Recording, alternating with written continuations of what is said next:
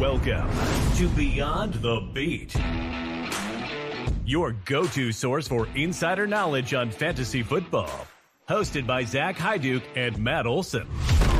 We bring you straight to the action with exclusive interviews from NFL beat writers, draft experts, and film gurus. Get the news from the field, straight from the sources at training camp and beyond. This is where fantasy wins are made. Welcome in, everyone, to Beyond the Beat with 32 Beat Writers. My name is Zach Hyduke, and today I'm super excited to bring to you two exclusive conversations from the beat writers. Today we'll be hearing from Phil Perry on the Patriots and Drake Maye, followed by Cody Roark on Bo Nix. If you get to the end and have a little time, if we all get there together, that is.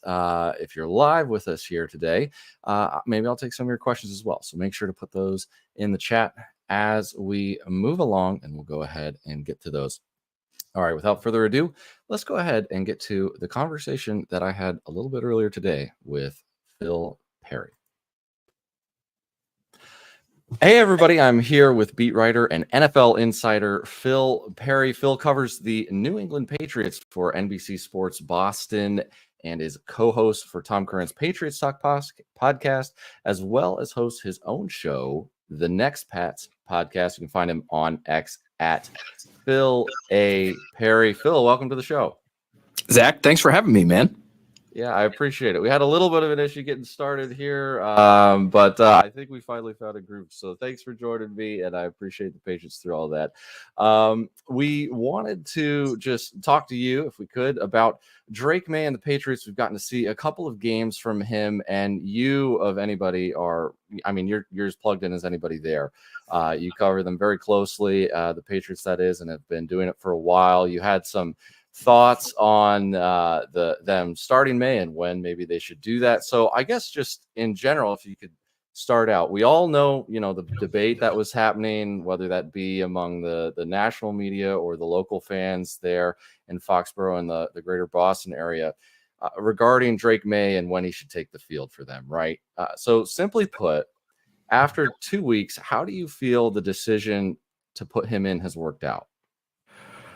Boy, I'm not sure the Patriots could have expected it to work out much better than it has, Zach, especially given the situation that Drake Maye finds himself in, arguably the worst offensive line in football, specifically for the vast majority of the season when it comes to pass protection, and of late, among the worst in football when it comes to run blocking. And so, strike number one when you want to start a young quarterback is you're not even sure who's going to be playing week to week on that offensive line. It's been at times, I'll go back a couple of weeks to going up against one of the best pass rushing units in football in the Houston Texans. They had for the vast majority of that game, Zach, 4 guys playing on that offensive line that all were cut by their respective teams at the end of training camp. So essentially someone somewhere in a high level position in the NFL in the very recent past considered 80% of their offensive line practice squad quality. And so that's just where they are. And so for Maye to be dropped into that situation and to, over the course of the last 2 weeks, have 5 touchdown passes, to have thrown for over 500 yards. Apparently one of our producers here, Steve Hamblin, before our breakdown show that we do with Ted Johnson, former Patriot linebacker, 3-time Super Bowl champ, Steve hands me the stat, says, it's Drake Maye and Dan Marino are the only 2 rookies in their first 2 starts to have 5 touchdown passes and over 500 yards passing since the merger. And so he's in some pretty amazing company when it comes to that sort of stuff. Obviously, it's a small sample, but I just think between the physical skills, which we knew he had at North Carolina, but it's one thing to execute it at that level. It's another to do it at the pro level. We've seen the physical stuff, which is positive for sure for the Patriots. To me, what's been maybe most impressive has been his poise. Again, playing behind that offensive line with receivers who have a difficult time getting open. He was 8 for 12 under pressure against the Jaguars the other day, quarterback rating of 121.2 when pressured. That to me is maybe as encouraging as anything else because it tells me he knows where to go with the football when he's in trouble and he has the physical ability to do it. So he's passed with flying colors through 2 weeks, and I think it's a credit to the Patriots coaching staff for getting him ready. You mentioned the debate; it's been a long debate. I think they actually wanted to sit him a little bit longer, Zach, than they eventually ended up doing. But for him to be dropped in and look ready, right? Let's just put it that way. I think is a credit to the coaching that he's gotten from the end of training camp until now. Yeah, and you mentioned his poise, and that's something that definitely, that stood out right away in the first game as compared to some of the quarterbacking that we've maybe seen from the Patriots over the last couple years. Especially, it was really a breath of fresh air there. I think, since you mentioned that, is there anything else that you feel like has been a strength of his? What has he brought to the table that has kind of changed what that looks like for the Pats? Well, the poise is one thing, but I think his demeanor helps as well. Now, listen, they've lost both games he's played, and they are in the middle of a 6-game losing streak. It's the first time they've lost that many games in the Robert Kraft ownership era. So things aren't good right now for the Patriots. I don't want to make it sound like he has been this rising tide that has lifted all boats, although I think he has in terms of their offensive performance. I really do think he has been that. But I just think his demeanor has been excellent for someone who's as young as he is. He just turned 22, Zach. So he's drafted as a 21-year-old. He just turned 22. When you become the starter, obviously you become a de facto leader for a team that in New England is lacking leadership in the locker room. And you can make the argument on the coaching staff too. You have a lot of coaches that are in their first time ever doing this thing. And I think they have the potential to be good in those jobs, but their record is what it is. They are what their record says they are. And when you look at the locker room, you're missing because of injury guys like David Andrews, Jawan Bentley, some of your best leaders, really arguably your best leaders on both sides of the ball. And so he's been thrust into a spot where people are looking to him, right or wrong, for a little bit of leadership. And I think he has projected an image that is relatively stoic. And I think they could use that right now. He takes his job seriously. I think he's been tremendous at the podium. He has struck the right tone. And I think that sends the right kinds of messages to his teammates in the middle of a really hard time. So not only does he have the physical skill set that I think you need to be able to succeed at the NFL level, 2024. I actually called him before the draft, Zach. I thought he was the best quarterback prospect in this year's class. And two other really good players right now. And it looks like Jaden Daniels is going to be a runaway if he can stay healthy for Rookie of the Year. But I just think he brings so much to the table in terms of his on and off field traits that are already, sort of paying dividends, at least for the Patriots offense. We'll see if the rest of the team can sort of follow suit. Yeah, it was, rookie quarterback, the three who had played at least prior to this, didn't throw a touchdown for, what was it, like 4 weeks? Now, Daniels, I think, ran for 4 weeks, might have been a little bit long. But, you mentioned Drake Maye getting 5 within the first couple of theirs. So, it's been awesome to see him and what he's been able to do and those abilities that he brings that, again, physical, especially like we haven't seen other than, I guess, if you count maybe Cam Newton in his prior, adventures. But as far as like ways that he'll need to improve, I know on the podcast that you do with Tom Curran, again, you had mentioned, I think, spray, like sometimes he kind of sprays a throw or two that maybe gets a little bit hyped up. Along with that, is there anything else or do you have any insight on that specifically and how he might be able to improve that or anything else he needs to improve?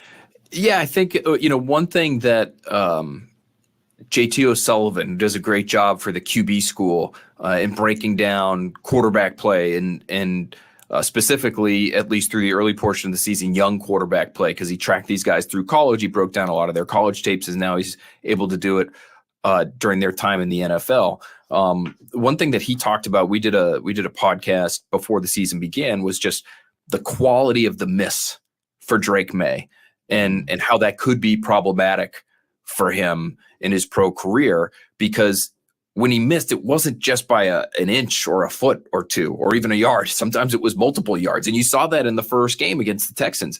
Really, his second throw down the field in that game was so high over Pop Douglas, and Pop Douglas is about 5'7". So like you get it to a degree, but is so high over his head. He didn't even really go for the football, and it lands in the safety's arms for an easy pick. The quality of the miss is something he's going to have to tweak. And I would think that comes with experience, Zach, settling down those nerves a little bit. That energy that he plays with and that he carries himself with really at all times. Guys really like the way he carries himself in the locker room, because he's almost got, the way Drake Maye described it recently was he's almost got this Rob Gronkowski sort of air to him in terms of how he carries himself. So that's one thing. I think the other thing that he could do is in terms of improving his down-to-down performance would just be understanding when his protection is there. Now, he's young, number one. Number two, he played in a college system where he wasn't getting consistent protection. And so, I think it's going to be really hard to sort of hammer those, I got to scramble and be my own best pass protector here kinds of habits out of him. But there have been a couple of moments in the last couple of weeks where he's bailed from what I think are actually pretty decent pockets. And so that's going to be one thing. As athletic as he is and as effective as he can be when he's in scramble mode, I had him as somebody who was averaging 8.5 yards per play when he went off script against the Texans 2 weeks ago, which is pretty damn good, especially when you consider, especially young quarterback. When you're going off script, sometimes that means you're bailing backwards out of the pocket and you're taking a sack for 17 yards, right? So he really didn't do that in his first start. He did on one occasion in his second. So I think understanding when you have time and space to work within the structure of a play is something that he'll continue to work on. You'll see some improvement there in the near future with him too. Yeah, and that was probably, if there was a concern from a lot of people, it wasn't even about May so much as like bad habits that he may be able to form. So behind that offensive line, do you think that's like something that we really need to worry about if he's already shown that a little bit? Or yeah, it's a concern, right? I mean, I get it from his perspective. If you're not trusting, the pocket in front of you, it's totally understandable, because not only has he been pressured at a relatively high rate through 2 weeks here, although they did perform better, the pass protection was better against the Jaguars. Now, they're the worst pass rushing unit in football on a team-wide basis. They have a couple of talented guys on the edge, but in terms of their overall quarterback pressure rate, it was 32 out of 32 going into last week. So, I understand it. What you really don't want to happen is to have games one after the next, like that Houston game, where as well as he performed in spurts, he was still hit 8 times. He was sacked 4 times. If he goes through the rest of the season, Zach, and he's averaging 8 or 9 hits, those fundamentals that they worked so hard to beat into him over the course of training camp and through the first few weeks of the season when he wasn't starting, but he was still getting first team reps, and he's still working very closely, obviously, with all the coaches, and he's taking a lot of these virtual reality reps that, Jane Daniels was doing at LSU that he gave a lot of credit to for getting him ready to have the season that he had last year at LSU.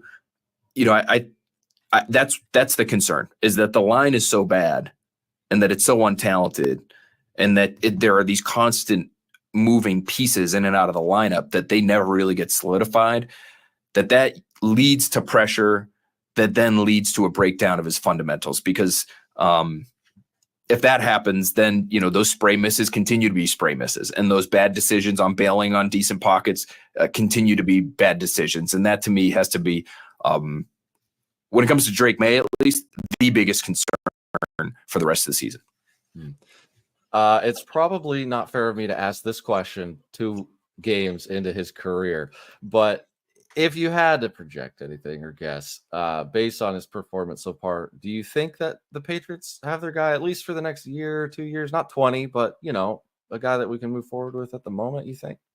Oh yeah. I mean, now listen, again, I might be a little bit biased based on the kind of player I thought he could be coming out of the draft. I just looked at him, Zach, is that, he's got the size to me, and maybe I'm a heightist when it comes to quarterback play, or a weightist even, like I look at somebody like Jane Daniels, and I really like Jane Daniels' game too. But part of the reason where I felt like Drake Maye might be the better prospect, quote unquote, is because I just think he's better built for the position. He's going to be able to take a bunch of hits and bounce back from them. There are a couple now that I didn't think he would bounce back from when he played Houston. I'm thinking about the strip sack in particular, where he lands hard on his left shoulder and he's down on the ground for about 30 seconds. It feels like he still gets up and he ends up finishing the game and finishing it relatively well. So, I would, if I'm the Patriots, I would be planning on building around him aggressively in the very near future. I don't know if that means being buyers at this year's deadline, right? Like with your mind set on 2025 and 2026, when you hope to be, in playoff contention, maybe not next year, but 2 years from now. But you are in that weird spot where you have a young quarterback who's on a rookie contract and you want to try to make the most of it. So, not only do you want to support him as best you can, but you want to try to maximize your team while he's still cheap. And, I think he's good enough to warrant that kind of build and warrant that kind of focus in the offseason from Elliott Wolf, who's, essentially the GM here, and Drake Maye and all of Patriots decision makers. They should feel really good about what they have at quarterback, and they should react accordingly when it comes to spending money and being aggressive in the offseason to help him as much as they can. Okay. All right. Well, let's talk a little bit about kind of what they have, and then we'll get to kind of what you're referring to there about what they may do in the draft or free agency. The wide receivers specifically this year, it's kind of interesting. The room itself, I mean, Tyquan Thornton was a healthy scratch this last game. Demario Douglas is the leading receiver, but that, nothing that seems has been like insanely consistent. Nobody's necessarily a prototypical one. We haven't really seen Javon Baker. So walk me through that room and what the strengths may be, what the weaknesses might be. And just go from there, I suppose. It's an interesting group because it's really lacking, I would say, in a few different areas. And, the first that comes to mind for me is speed. And they've been trying to find that. They've been trying to acquire that legit number one that you can put on the outside that threatens a safety, that, keep the defensive coordinator up at night. Obviously, they pursued Calvin Ridley very aggressively this offseason. They weren't able to get him. They were interested in Brandon Ayuk. He had no interest in them, essentially, and they dropped out of that race relatively quickly when that became clear to them. And so they know they have real needs there. I think if you were to ask them, Zach, they would tell you they have a handful of starting caliber players, but they're really threes, and I think the hope is that Jalen Polk eventually is a 2. But even he, to me, is somebody who projects as sort of a Jacoby Myers type, if it goes well, which is fine. Jacoby Myers was a productive player here and an important piece when they were really lacking in that receiver room. But he's nobody's idea of a number one. And I'm not even sure he's a 2. Pop Douglas, I think, is a pretty dynamic player, but because of his size, it limits him in terms of how you can use him and where you can use him. Polk has had a really rough start to his career here in New England. And boy, it looks like he's dealing with confidence issues that may take a while to iron out, Zach, because every pass that seems to touch his hands, it also touches the ground. And so that's not exactly what you're looking for somebody that you took at 37 overall a few months ago. So they need high-end talent. Now, one player who has been interesting this year, and I think has given them a little bit of hope beyond Douglas at that position, has been Kayshon Boutte.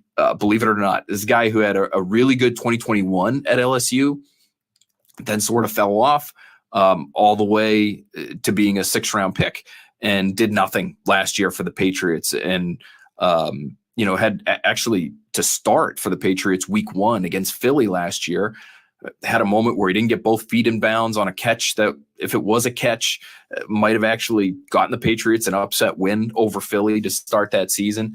And then it felt like we never saw him again. And it felt like almost one of those Bill Belichick doghouse moments, which he had with Pop Douglas last year too. Benched him for about a month after he fumbled early in the season last season.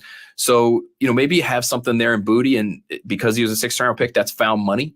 But even if he hits, Zach, and even if he is a starting caliber NFL receiver, okay, you've got Booty for the future, you've got Douglas for the future. Those are maybe a 2 and a 3. We still need to see on Polk. They're still lacking that true number one guy. So whether it's the draft or trade or free agency, they have a spot to fill at that position the next offseason, or they hope they can do it the next offseason. Might be the next 2. Yeah, well, maybe Drake Maye will be a little bit more enticing than the previous situations there. I want to respect your time, so we'll get a quick prediction from you maybe for this week, and then since you are the next Pats guy, we'll ask you about the next Pats as well. For this coming week against the Jets, given everything you've seen from Drake Maye and the rest of the team there, do you have any predictions on how that may go? Well, Zach, what's interesting now is, the talk around the team has been not about necessarily what's happening on the field, but it's what's happening at the podium, what's happening in the locker room. Because after that game in London the other day, Gerard Mayo calls his team soft and then has to essentially walk it back on the radio the next day. He says, well, we're playing soft right now. Which is a much softer way of trying to deliver a very similar message. And you could say the fact that he's trying to walk it back is soft in and of itself, or it's reflective of a soft locker room that maybe they reacted in a soft manner to that soft commentary. It's a really interesting circle where we're finding ourselves in the middle of right now. Even Bill Belichick is commenting on it, basically saying, hey, calling your team out in public, that might not work out for you the way you want. And by the way, those guys aren't soft. Obviously he coached a lot of these players, and a lot of these players that are giving up on average now 185 yards on the ground over the course of the last 3 weeks. And so, I think Bill Belichick wants to make it seem like he's got those players' backs, and maybe he's trying to set himself up for the next job and telling owners out there, hey, I do care about my players, and I relate well to my players, no matter what you've heard. But it's also throwing shade at a guy that he probably sees as having taken his job and going behind his back and being closer to Robert Kraft than Bill Belichick probably thought Gerard Mayo should have been. And so, there's all these interesting side plots. And even Bill Belichick aside, you've got players in the locker room after that game in London saying we've got guys with big egos that need to check those at the door. And, they think they're better than they are, but they need to start playing within the scheme. Kendrick Bourne even was suggesting that maybe guys were out too late at night and eating things they shouldn't have been eating, doing things they shouldn't have been doing in London that led to that performance. And that maybe they were tired because they weren't ready for what was a 9:30 kick Eastern time in the States here, which is it just speaks to a lack of professionalism. I think there's a lack of accountability in that locker room now that they're in the middle of this 6-game losing streak. And so that really is what we're looking at. The Jets, it's usually a fun matchup, especially Aaron Rodgers. There's a lot of buildup to these games, Zach, typically, but people aren't talking about the Jets right now. It's, can the Patriots get out of their own way? And it seems like they've got some work to do in that regard before they get there. Now, maybe the Jets can be somewhat of a get-right game. I'm not anticipating that, but as poorly as they've played at times this year, I guess you never know. I would predict that the Jets, who I believe are 7-point favorites on the road at Gillette Stadium. I'm not sure when that has happened before. I think it was maybe before you and I were both gracing this earth. But my guess is that the Patriots will end up losing this one. It's just a question of how do they play? Do they play for their coach? Do they show any kind of fight? Or have they completely let go of the rope in a season that they know is essentially lost? As impressive as the young quarterback has been, it's 6 losses in a row. Everybody knows it's a rebuilding year for them. So do they start to treat it that way? Because I think if they do, that's a poor reflection on the coach and maybe the grip that he has on the locker room right now. Yeah, it's certainly hard to reinforce or build a culture when you're losing. It's a lot easier for everybody to pull on that rope when you're winning. So, all right. Last question here, Phil. You're the next Pats guy. You've got the show. Everything like that you do over there is okay. How are what are we going to see in the future, and how are the guys that we just brought in performing? So we've talked a lot about Drake Maye and some of the rookies in Polk that we brought in. If you had to speculate, though, how are they going to build this roster like you mentioned, around Drake Maye in the upcoming draft, free agency, or in the off chance maybe they try to trade for a guy just to help Drake Maye survive? Do they try to build the line, the skill positions, or do they go another direction? Because as you mentioned, the defense has just been so bad. Yeah, you know what? The fact that the defense has been as bad as it's been is something that hasn't really been a factor for us in terms of building towards the future. Everyone sort of always assumed, Zach, that defense will be okay. They get Christian Barmore and they get Kyle Duggar and they've got a number of relative Christian Gonzalez, and so they're okay there. And so I still, as bad as they've been, I still would lean toward the Patriots needing to focus on the offensive side as they build this coming off season. Now, free agency wise, nobody's going to have more money than the Patriots. They've got plenty of space. So the question is, can you get guys to want to sign? And maybe that's, just as important. You referenced it earlier in terms of what we see from Drake Maye this year. Yeah, you want to show the Patriots that you're the guy for the next 5+ years, but you also want to show prospective free agents that you're a guy that can help them in their careers moving forward, and maybe give prospective free agents something exciting or something to get excited about in New England. If they're offering the most money, can you also then look at the quarterback and say, I can put up pretty good numbers with that guy? Okay, sure. Because prior to this year, there was really nothing attracting players to want to come here. It's not the weather. it's not the taxes, so like, well, what do they have that can get these guys to come? So, what's been interesting for me lately, and we did a really sort of surface level, but still interesting study on the radio here on 98.5 The Sports Hub the other day, Zach, where we looked at receivers and we looked at linemen taken in the top 10 over the course of the last 15 years or so. And what I found really interesting was, because I just assumed, you take a tackle near the top of the draft, that's more the sure thing than the receiver.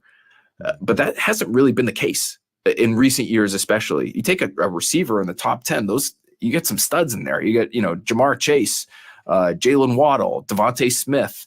There's a number of guys. And then you can look at, even the guys this past draft, we don't really know what they are yet, but we think they're going to be pretty good players.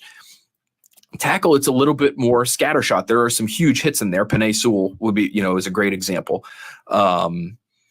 But there are also some really like wild misses. And so I don't know if that's a testament to what the game has become at the college level, right? They throw it so much and these receivers are catching the ball so frequently from the time they're very small that they're just really polished by the time they get to the league. Whereas linemen, some of them are rarely run blocking, if ever, and even if they're pass protecting for bubble screens out wide, which, doesn't ask very much of them.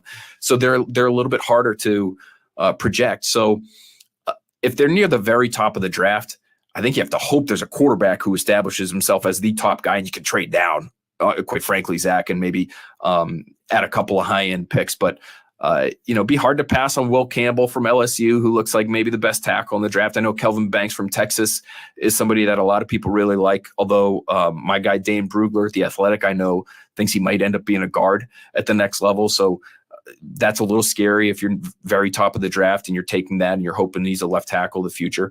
But Travis Hunter could be sitting there for you. And as much speed as he brings to the table, I know he's not the biggest guy in the world, but can you envision him being a true number one that you've been lacking? That would be really enticing too. And then you just have to try to figure it out at the tackle spot. So I might lean, as much as like my maybe old school football, long held biases, those would be really pulling at me in the other direction and saying, go with the big ugly guy that wants to play in the trenches.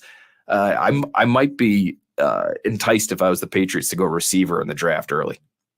All right, we'll have to see how that works out. Phil, thanks for your time and thanks for joining us. Before we let you go, just remind the people where they can find you. Yeah, you can find all of our Patriots coverage on NBCSportsBoston.com. I'm at Phil A. Perry on X. We've got the Next Pats podcast. We've got multiple Patriots Talk podcasts every single week, including right after the game, every game day for the Patriots. And if you're in our area, if you're in the Boston area, Check out NBC Sports Boston early edition every night at 6:30. We have football specific, Patriots specific shows every night at 6 o'clock. So you want to check those out too. All right. Well, make sure to check that out. Phil is really one of the best in the business. So thanks again for joining, Phil. It's great having you, and maybe we'll see you in the future. Zach, really appreciate it, man. Fun to chat. Hopefully we can do it again soon. All right. Thanks again to Phil for joining us. And yes, Scott, I completely agree. Phil and Tom both do a really great job. It's fun to listen to them on that show together. But then, of course, make sure to check Phil out at the places that you can find him, including, but not limited to, the Next Pats podcast. All right. Let's go ahead and see if I can manage to bring us into a smooth transition for a quick break and note from our sponsor. Oh, every week I'm answering these start-sit questions on Sunday morning. I go to the weekly rankings on PlayerProfiler.com just to make sure that my instincts are correct, and sometimes they're not. And guess what? More often than not, I go with the projections. You may not feel great about starting Daniel Jones or Wan'Dale Robinson, but the projections say, hey, that's the move. It may not feel right, but you use those projections to get it right. That's the power of the Player Profiler system. It's Evan Ringler, it's Bradley Stalder, it's Theo Greminger, of course, it's Billy Muzio making these rankings possible. The season rankings, so you know who to pick up, who to trade for. The Dynasty rankings are part of this. The offensive line rankings from Dan Fornick, one of the best in the business. Then we get our cornerback rankings, which show which corners are matched up with which wide receivers. And now, in collaboration with the IDP show, we have IDP rankings. Did you know that? Did you? So go to playerprofiler.com, use promo code PODFATHER. Get you 25% off the player rankings package right now at playerprofiler.com. Enjoy! All right, thanks Player Profiler for sponsoring the show. All right, everybody, let's go ahead and take a quick listen to a voicemail that we got from Cody Roark of Mile High Sports regarding Bo Nix of the Broncos. Hey, this is Cody Roark, beat reporter for Mile High Sports, checking in on an update with Broncos rookie quarterback Bo Nix. Obviously, Denver at 4-3 right now. They're exceeding a lot of expectations earlier before the season even began about the trajectory of where the team was headed. Thing with Bo's been good. He's made good decisions for the most part. He's been one of the quarterbacks in the league, one of the young guys that's done a really good job of avoiding being sacked. Some of the issues Bo has had this season have been related to footwork.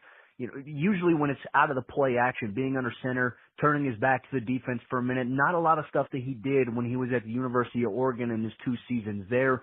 A lot of stuff he had success with was the quick passing game out of shotgun, and in Denver's transition a little bit more of some pistol look here as well to try to open some things up. But Bo, for the most part, good decision making. A lot of areas still to improve. We mentioned footwork. It becomes sporadic at times, especially when, he faces pressure. Sometimes his footwork gets a little bit wide, and we saw him launch a couple of throws on Thursday Night Football against the Saints that made you question, hey, what was that? But for the most part, this is something the coaching staff knows is something that they can work on with him. It is a mental issue that's translating into the physical sense of the game.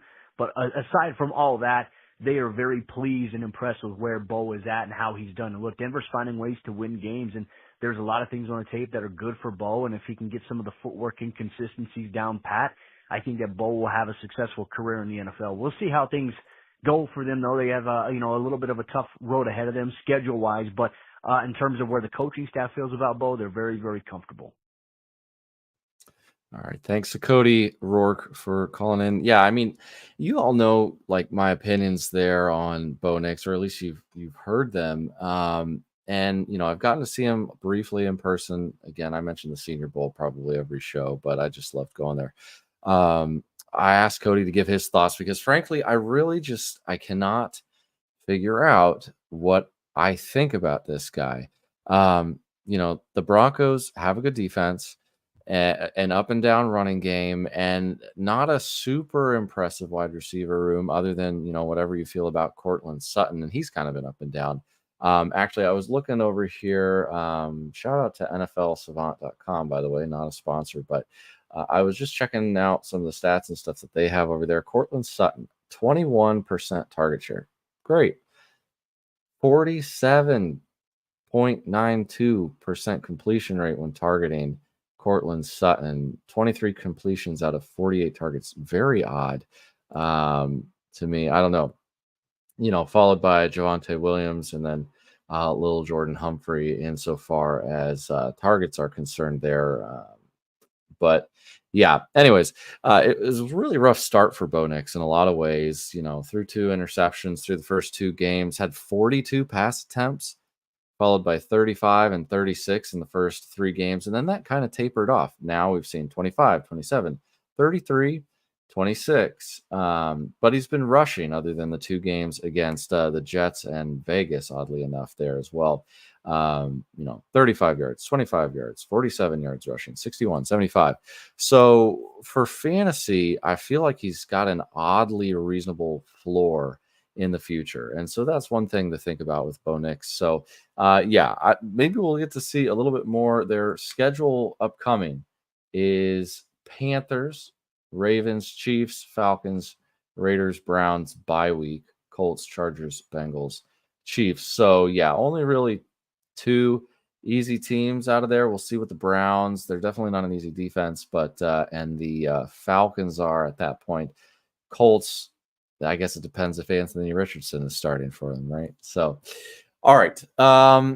If none of you have any questions immediately, I think we will go ahead and get out of here. It is a little bit late. So later in the week, make sure to pay attention. We'll be going live with myself and Matt Olson to talk about some of our preseason predictions and hot takes and see how those have turned out, maybe how some of the teams coming off of bye have been doing and what we expect from those in the future.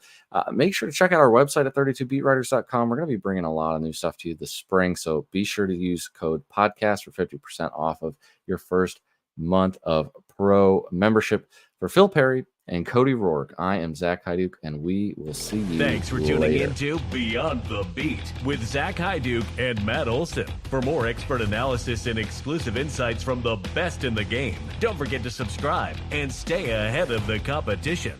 Until next time, keep turning that insider knowledge into fantasy football wins.